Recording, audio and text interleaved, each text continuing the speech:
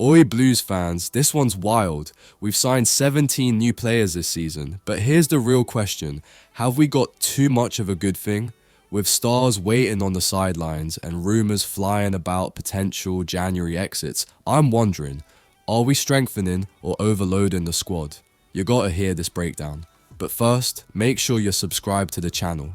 You don't want to miss a second of what's happening at Birmingham City this season. Let's get straight into it. 17 new faces walked into the St Andrews dressing room this summer, with Jay Stansfield's record-breaking signing from Fulham leading the charge. Now, this is where it gets interesting. Chris Davies has clearly been backed by the board. Knighthead ain't messing about. Their ambitions for Birmingham City are clear, and that investment, that's not just about survival in League One, it's a statement. They're not here to settle, they're aiming straight for the top. But here's the real question, have we gone for quality or just quantity? Look, I ain't knocking the signings. Jay Stansfield in particular is a cracking player. At 21, he's got his whole career ahead of him and the expectation is he'll light up the league. But with 17 new signings, how do you build cohesion quick enough to make sure we hit the ground running in such a physically tough league? It's one thing to have a strong start, which we've had, but can we keep that momentum? Here's where it gets tricky. 18 players left in the summer. Sure, some were deadwood, some past their prime, but we also lost key figures. Take Dion Sanderson, for example. This lad's been with us through thick and thin.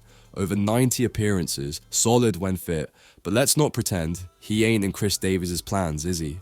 Stripped of the captaincy, injury problems, and now he's behind the likes of Christian Bielik and Christoph Clara in the pecking order. I rate Bielik and Clara, don't get me wrong, they've been immense. But for Sanderson, a January exit seems likely, doesn't it? So here's a thought, should we be cashing in on Sanderson while we can? He's still on a 4-year deal, so we could get some decent money for him. But does he deserve to be shown the door after the loyalty he's shown? What's your take on that? And then we've got Alfie Chang.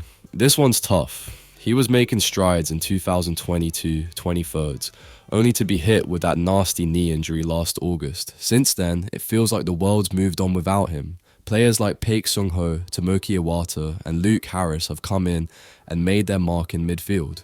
But you can't write Chang off just yet. Davies has praised his attitude during rehab. He's grafting, no doubt. But can he really break back into the team? Hard to see it happening, especially with the new lads performing so well. Maybe a loan in January is the best bet to get match sharpness and see if he's still got a future here.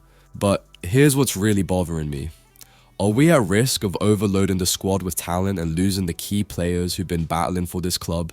Depth's great, but it only matters if the squad stays balanced. And right now, there's a fine line between having options and losing identity.